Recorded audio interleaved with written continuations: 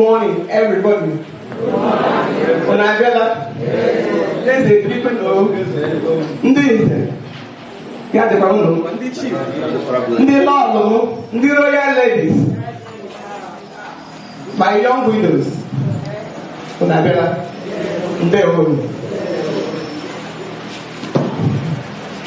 It is with great pleasure that I welcome you all to the 2021 International Widows Day event, today being 23rd of June. I give God all the glory for sparing our lives and making it possible for us all to converge here today, despite the insecurity ravaging our state, Imo, not neglecting the COVID-19 pandemic in our country.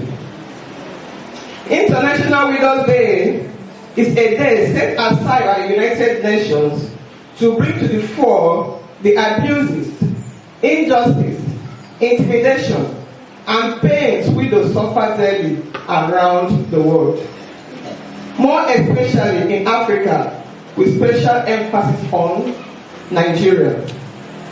The theme for this year's event is Invisible Women, Invisible Problem. Most women in our country today find themselves left in extreme poverty after the death of their husband. They do not only lose their partner, but they also lose their status in the society. The news abounds in many of our communities today. Some widows, after the demise of their husband, have been wrongfully accused of the death of their husband and afterwards shunned by their in-laws. It is so painful that some of these family members who are supposed to protect the widow now turn around to be her tormentor. It is even worse when the widow doesn't have a male child, and in this case, the in-laws will eventually drive her out and seize all her husband's property, leaving her with little or nothing to fend for herself. This unfortunate incident is very common in our communities today.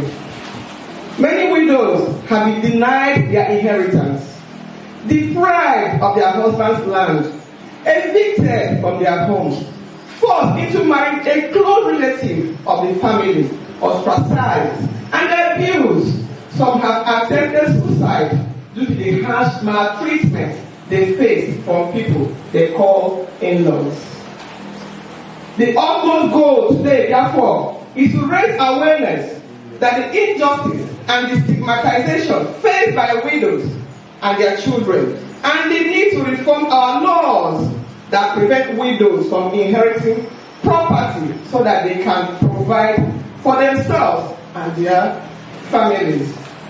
Desmond Tutu said, and I quote, "He who is silent in situation of injustice has taken the side of the oppressor."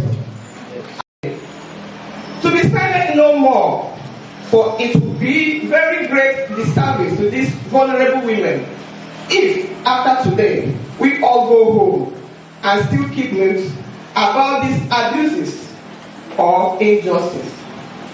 Losing a beloved husband is tragic and traumatic. Widows, therefore, deserve to be cared for and protected and not maltreated. Respect, not exploited. Supported in training their children and not to be pushed away, dehumanized or deprived of their husband's property. Let us all join hands today with Offthehook Foundation for Rural Development today, individually and collectively. Let's stand up to protect the fundamental rights of these unfortunate women. There is hope. There is hope. Yes. There is hope. Yes. I say there is hope. Yes. And that hope today is you. Yes.